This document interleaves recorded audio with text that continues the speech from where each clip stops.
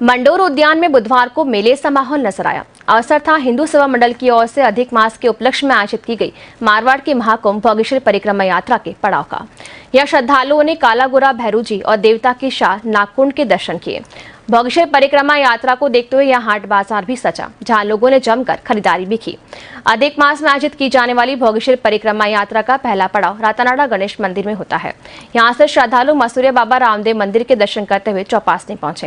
यहाँ रात्रि विश्राम के बाद अगले दिन ये बडली भैरू जी पहुंचे। यहाँ से बैद्यनाथ के बाद यात्रा बैरीगंगा और इसके अगले दिन मंडोर पहुंचती है।